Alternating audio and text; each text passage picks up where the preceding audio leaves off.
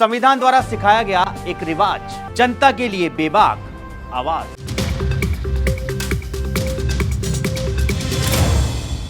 नमस्कार दर्शकों, four sides TV के हिंदी बुलेटिन में मैं आशुतोष आपका स्वागत करता हूं। आज हम आपको बड़ी खबरों से रूबरू करवाएंगे। वो खबर चाहे राजनीति की हो, स्पोर्ट्स की हो या फिर अंतर्राष्ट्रीय खबर हो, हर बड़ी खबर की जानकारी हम आपको देंगे, तो हो जाइए तैयार।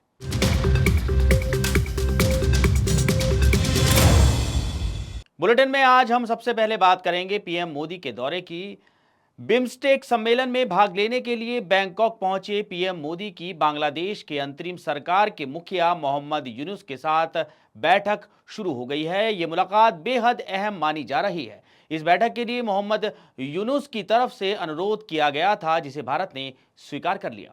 तो मोहम्मद यूनुस पर इस समय न केवल इंटरनेशनल दबाव है, बल्कि देश के अंदर से भी उनके खिलाफ आवाज उठनी शुरू हो गई है। लोग यहां जल्दी चुनाव की मांग कर रहे हैं। पीएम मोदी और मोहम्मद यूनुस के बीच मुलाकात ऐसे समय हो रही है जब भारत बांग्लादेश के बीच रिश्ते नाजुक दौर से गुजर रहे हैं। गुरुवार को ही बिम्स्टेक शिखर सम्मेलन से पहले आयोजित आधिकारिक रात्रि भोज में प्रधानमंत्री नरेंद्र मोदी और बांग्लादेश के अंतरिम सरकार के मुख्य सलाहकार मोहम्मद यूनुस को एक साथ बैठते हुए देखा गया था। मोदी और यूनुस की मुलाकात महत्वपूर्ण मानी जा रही है, क्योंकि बांग्लादेश में हसीना सरकार के सत्ता से बाहर होने और वहां अल्पसंख्यकों पर हुए हमलों के बाद भारत बिम्स्टेक सम्मेलन में भाग लेने के लिए बैंकॉक पहुंचे पीएम मोदी की बांग्लादेश के अंतरिम सरकार के मुखिया मोहम्मद यूनुस के साथ बैठक शुरू हो गई। ये मुलाकात बेहद अहम मानी जा रही है। इस बैठक के लिए मोहम्मद यूनुस की तरफ से अनुरोध किया गया था, जिसे भारत ने स्वीकार कर लिया। मोहम्मद यूनुस पर इस समय न केवल इंटरनेशनल दबाव है, बल्कि देश के अंदर से भी उनके खिलाफ आवाज उठनी शुरू हो गई है। लोग यहाँ जल्दी चुनाव की मांग कर रहे हैं। दोनों नेताओं के बीच मुलाकात ऐसे समय में हो रही है जब भारत बांग्लादेश के बीच रिश्ते नाजुक दौर से गुजर रहे हैं। गुरुवार को ही बिम्स्टेक शिखर सम्मेलन से पहले आयोजित आधिकारिक रात्रि भोज में प्रधानमंत्री नरेंद्र मोदी और बांग्लादेश के अंतरिम सरकार के मुख्य सलाहकार मोहम्मद यूनुस को एक साथ बैठते हुए देखा गया था। मोदी और यूनुस की मुलाकात महत्वपूर्ण मानी जा रही है, क्योंकि बांग्लादेश में हसीना सरकार के सत्ता से बाहर होने और वहां अल्पसंख्यकों पर हुए हमले के बाद भारत बांग्लादेश संबंधों में गिरावट आई है। इसके अलावा कुछ हलकों में ये सवाल भी उठाया गया है कि बांग्लादेश के प्रशासन पर यूनुस का कितना नियंत्रण है। ये मुलाकात ऐसे समय में हो रही है जब हाल ही में यूनुस ने चीन का दौरा किया था और वहां दिए गए उनके कुछ बयान पूर्वोत्तर क्षेत्र को लेकर भारत के लिए असहज करने वाले हैं।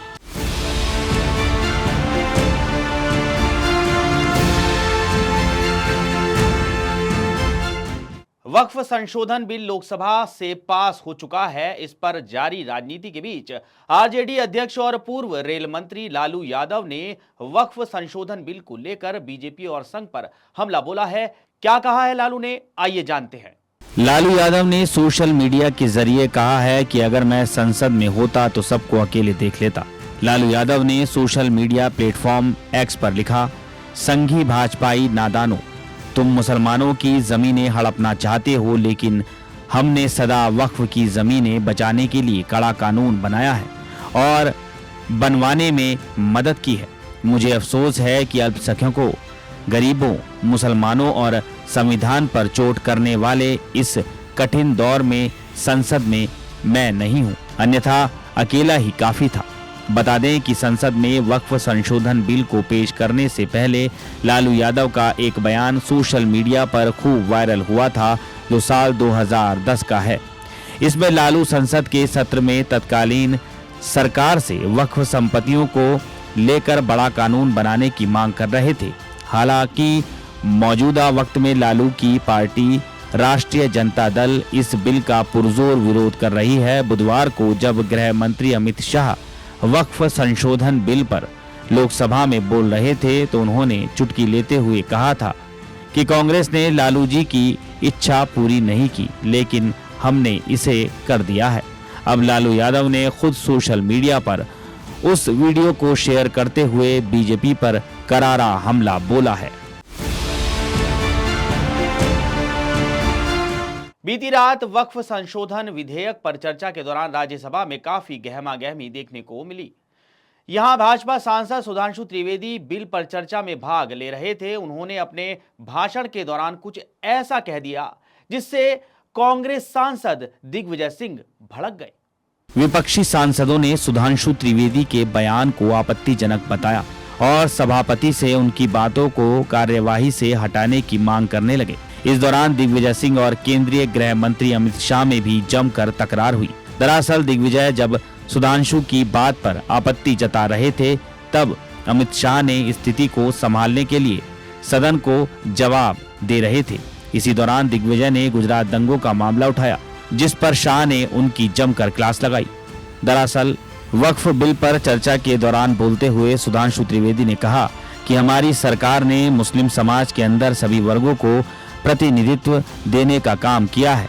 जब ताजमहल पर वक्फ ने दावा किया, तब सुप्रीम कोर्ट को कहना पड़ा कि शाहजहां के समय का फरमान लाइए जिसमें ताजमहल के वक्फ का जिक्र हो।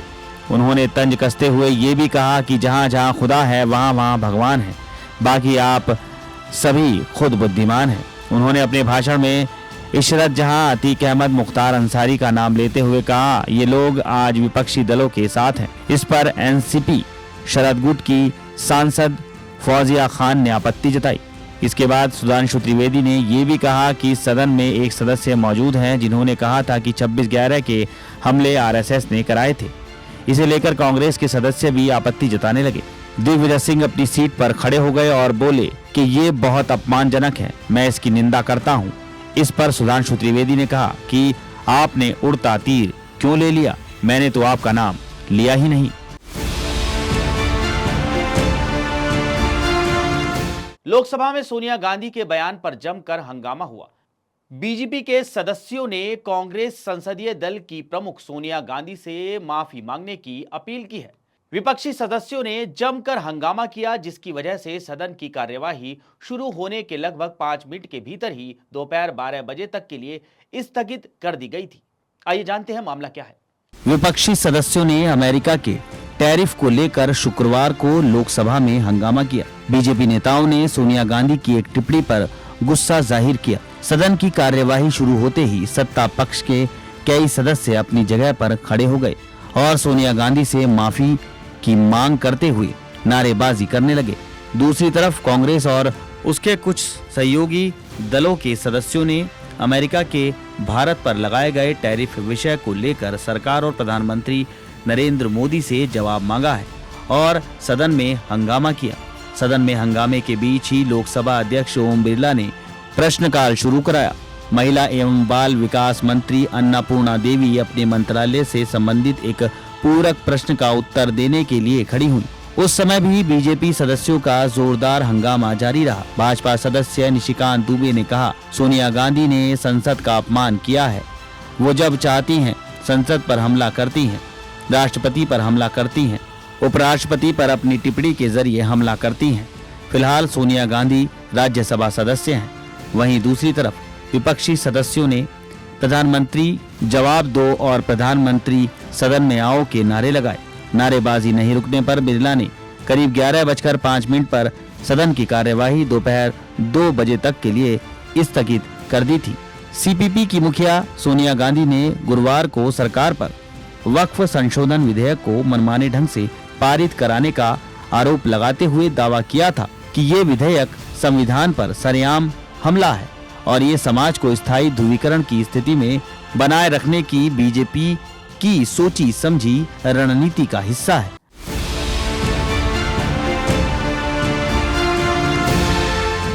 भारत पाकिस्तान बॉर्डर पर एक पाकिस्तानी महिला ने बेटी को जन्म दिया। बेटी का नाम उसने ऐसा रखा जिसे जानकर हर हिंदुस्तानी का चेहरा खिल उठेगा। बेटी का नाम पाकिस्तानी दंपति ने भारती रखा। दंपति पाकिस्तान के सिंध प्रांत का रहने वाला है। गुरुवार को सिंध के 159 हिंदू प्रवासियों का एक समूह वाघा अटारी सीमा के माध्यम से भारत पहुंचा, जिसमें माया नाम की एक गर्भवती महिला भी शामिल थी। भारत में आव्रजन प्रक्रिया के दौरान अचानक उसे प्रसव पीड़ा शुरू हुई। महिला के पति खानू ने तुरंत इसकी सूचना अधिकारियों को दी, जिसके बाद सीमा पर मौजूद भारतीय प्रशासनिक अधिकारियों ने उसे अटारी के सरकारी अस्पताल में भर्ती करवाया। कुछ घंटों के उपचार के बाद महिला ने एक स्वस्थ बच्ची को जन्म दिया। चूंकि लड़की का जन्म भारतीय धरती पर हुआ था, इसलिए माता पिता ने उसका नाम भारती रखने का फैसला किया। प्रसव के बाद डॉक्टरों ने मां और बच्चे दोनों को पूरी तरह स्वस्थ घोषित कर दिया और उन्हें अस्पताल से छुट्टी दे दी। लड़की के पिता खानू ने कहा कि वो अपने परिवार के साथ पाकिस्तान के सिंध प्रांत से भारत आए हैं। उन्होंने भारतीय सेना और अन्य अधिकारियों को धन्यवाद दिया। उन्होंने बताया कि जैसे ही वो भारत में दाखिल हुए, उनकी पत्नी को दर्द होने लगा, जिसके बाद घटनास्थल पर मौजूद अधिकारियों और सुरक्षा बलों ने उनकी मदद की। खानू के अलावा माया के अन्य रिश्तेदार भी बहुत खुश हैं।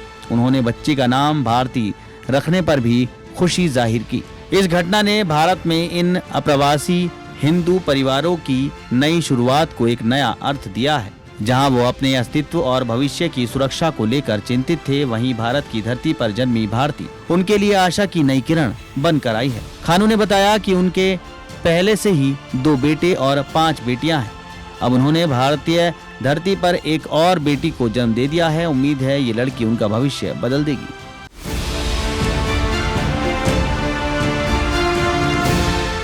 है प्रीत जहां की रीत सदा, मैं गीत वहां के गाता हूं। जी हां, बड़े दुख के साथ कहना पड़ रहा है, दिग्गज एक्टर मनोज कुमार का निधन हो गया है। 87 साल की उम्र में उन्होंने शुक्रवार को मुंबई के कोकिलाबेन धीरूभाई अंबानी अस्पताल में अंतिम सांस ली। सुबह करीबन 3:30 बजे उन्होंने अंतिम सांस ली। वो लंबे समय से बीमारियों से जूझ रहे थे। दर्शकों, मनोज कुमार ने अपने फिल्मी करियर में कई देशभक्ति मूवीज की थी, इसलिए फैंस उन्हें प्यार से भारत कुमार भी बुलाते थे। वो क्रांति, उपकार जैसी देशभक्ति फिल्मों के लिए मशहूर थे। शनिवार 5 अप्रैल दोपहर 12 बजे मुंबई के विले पार्ले में उनका अंतिम संस्कार किया जाएगा। मनोज कुमार के कुछ फैमिली मेंबर विदेश में रहते हैं, इसलिए परिवार ने अंतिम संस्कार शनिवार को करने का फैसला किया है। जानकारी मिली है कि मनोज कुमार की पत्नी की भी तबीयत ठीक नहीं है। उनका पार्थिव शरीर अभी फिलहाल कोकिलाबेन अस्पताल में रखा जाएगा। शनिवार को उनके पार्थिव शरीर को एक्टर के जुहू स्थित घर ले जाया जाएगा। मनोज कुमार के निधन की खबर ने फैंस को गमगीन कर दिया है। सोशल मीडिया पर सभी अपने चहेते कलाकार को नम आंखों से विदाई दे रहे हैं। सेलेब्स ने भी दिग्गज एक्टर के निधन पर शोक जताया है। मनोज कुमार ने सहारा, चांद, हनीमून, पूरब और पश्चिम, नसीब, मेरी आवाज सुनो, नीलकमल, उपकार, पत्थर के सनम, पिया मिलन की आस जैसी फिल्मों में काम किया था। वो नेशनल अवार्ड, पद्मश्री और दादा साहेब फाल्के अवार्ड से सम्मानित थे। मनोज कुमार का जन्म 24 जुलाई 1937 में पाकिस्तान में हुआ था। उनका असली नाम हरि कृष्ण गिरी स्वामी था। मनोज कुमार एबटाबाद में पैदा हुए थे। देश के बंटवारे के वक्त उनका परिवार दिल्ली आ गया था। बचपन से वो सिनेमा के दीवाने थे। फिल्में देखना उन्हें अच्छा लगता था। उन्होंने दिलीप कुमार की फिल्म शबनम में उनके किरदार मनोज कुमार के नाम पर अपना नाम रख लिया था। एक्टर ने 1957 में फिल्म फैशन से एक्टिंग डेब्यू किया था। 1965 उनके करियर के लिए बड़ा गेम चेंजर था। इसी साल आई शहीद मूवी ने उनके करियर को माइलेज दी। बस इसके बाद उन्होंने कभी मुड़कर पीछे नहीं देखा। रोल चाहे कैसा भी हो, वो उसमें पूरी तरह ढल जाते थे। मनोज कुमार की फिल्में ही हिट नहीं हुई, बल्कि इसके गाने भी लोगों की जुबान पर चढ़े। उनकी उपकार मूवी का गाना मेरे देश की धरती आज भी लोगों को याद है। मनोज कुमार की फिल्म उपकार के लिए नेशनल अवार्ड मिला था। पीएम नरेंद्र मोदी ने मनोज कुमार के निधन पर शोक जताया है। उन्होंने एक्स पर लिखा है, महान अभिनेता और फिल्म मेकर मनोज कुमार के निधन से गहरा दुख हुआ। वो भारतीय सिनेमा के आइकन थे, जिन्हें खासतौर पर उनके देशभक्ति के जोश के लिए याद किया जाएगा। देशभक्ति उनकी फिल्मों में झलकती थी। उनके कामों ने राष्ट्रीय गौरव की भावना को बढ़ाया है। वो आने वाली पीढ़ियों को प्रेरित करते रहेंगे। इस दुख की घड़ी में मेरी संवेदनाएं उनके परिवार और प्रशंसकों के साथ हैं। ओम शांति। बता दें कि मनोज कुमार ने 1995 में आई फिल्म मैदान जंग में दिखने के बाद एक्टिंग छोड़ दी थी। उन्होंने 1999 में अपने बेटे कुणाल गोस्वामी को फिल्म जय हिंद में डायरेक्ट किया था। फिल्म बॉक्स ऑफिस पर फ्लॉप रही थी। फिल्मों से रिटायरमेंट के बाद मनोज कुमार ने राजनीति में एंट्री मारी थी। 2004 में वो बीजेपी में शामिल हुए थे।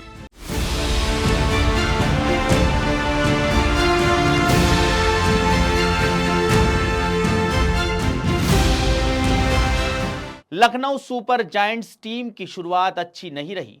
टीम 3 में से 2 मैच हार गई है। लखनऊ में अपने घर पर यह टीम पंजाब से हार गई और इसी मैच के बाद एक बड़ा विवाद सामने आया है। दावा किया जा रहा है कि लखनऊ सुपर जायंट्स टीम ने हार के बाद मैच प्रेजेंटेशन सेरेमनी से दूरी बनाई और ये सब कुछ जानबूझकर किया गया।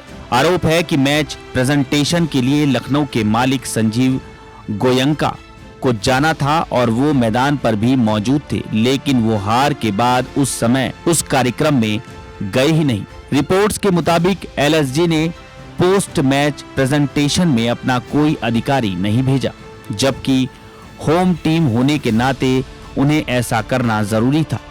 मैच के बाद मालिक संजीव गोयंका और कुछ अधिकारी मैदान पर थे, लेकिन कोई भी आधिकारिक तौर पर प्रेजेंटेशन में शामिल नहीं हुए। हालांकि एलएसजी के एक सूत्र ने दावा किया कि ऐसी कोई व्यवस्था ही नहीं थी। उन्होंने कहा कि श्री गोयंका मैदान पर थे, लेकिन पोस्ट मैच प्रेजेंटेशन के लिए कोई आयोजन नहीं किया गया था। लेकिन इसके उलट एक अन्य सूत्र ने कहा कि संजीव गोयंका का नाम पोस्ट मैच प्रेजेंटेशन की गेस्ट लिस्ट में था, लेकिन बाद में इसे कैंसिल कर दिया गया। उन्होंने सवाल उठाया, अगर ऐसा है तो एलएसजी को अपने किसी अधिकारी को प्रेजेंटेशन में भेजना चाहिए था। एलएसजी ने इस सीजन में अब तक 3 मैच खेले हैं, जिनमें से 2 में हार का सामना करना पड़ा है। उन्होंने अपना मैच दिल्ली कैपिटल्स के खिलाफ 1 विकेट से गंवाया था। इसके बाद उन्होंने सनराइजर्स हैदराबाद के खिलाफ 5 विकेट से जीत दर्ज की, लेकिन अगले ही मैच में पीबीकेएस से हार गए। अब एलएसजी का अगला मुकाबला मुंबई इंडियंस के खिलाफ होगा, जो इकाना स्टेडियम में ही खेला जाएगा। ऋषभ पंत और उनकी टीम इस हार से उबर पाएगी, ये देखना दिलचस्प होगा।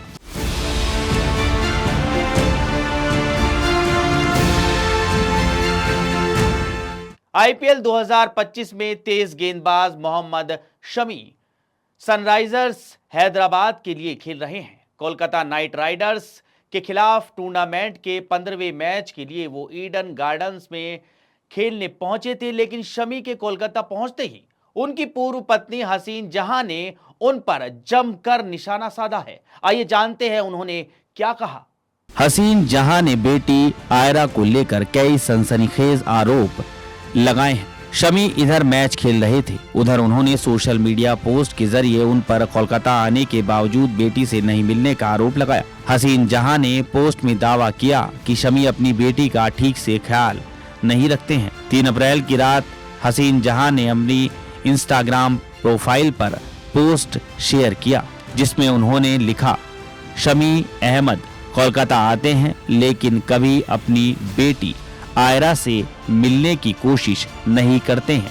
लास्ट टाइम जब मोहम्मद शमी अपनी बेटी से मिले तो वो जस्टिस तीर्थंकर घोष के डर से मिले थे। उन्होंने कैप्शन में लिखा, शमी को बेटी की कोई परवाह, कोई जिम्मेदारी कभी न थी न है, लेकिन घटिया समाज मुझे गलत कहता है। शमी अहमद कभी भी बेटी से मिलने की, अच्छी शिक्षा देने की, बेटी का भविष्य सुरक्षित करने की कोशिश नहीं करते। किसी भी त्योहार या जन्मदिन में बेबो यानी कि शमी की बेटी से बात नहीं करते हैं। हसी जहां ने आगे लिखा, कुछ साल पहले बकरीद उल अजहा से पहले बेबो शमी अहमद को बार बार कॉल और मैसेज कर रही थी, डैडी मुझे आपसे बात करनी है। शमी अहमद ने भी बहुत समय बाद कॉल करने को कहा। बेबो ने बात की और बहुत खुश हो गई। फिर दूसरे दिन कॉल की तो शमी अहमद ने बेबो को कहा, रोज रोज कॉल मत करना, मैं व्यस्त रहता हूँ। उस दिन बेबो बहुत रोई।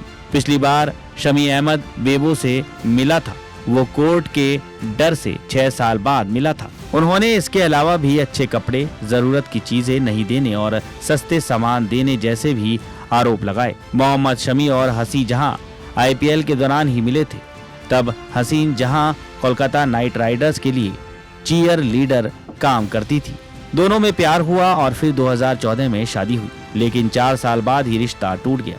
हसी जहां शमी पर घरेलू हिंसा, अवैध संबंध और मैच फिक्सिंग जैसे कई गंभीर आरोप लगा चुकी हैं। इसके बाद ये मामला कोर्ट तक पहुंच गया और साल 2018 में दोनों अलग रहने लगे। दोनों की एक बेटी है जो अपनी मां हसी जहां के साथ रहती है। मीडिया रिपोर्ट के मुताबिक दोनों के लिए हर महीने 1,30,000 रुपए गुजारा भत्ता शमी हसी जहां को देते हैं।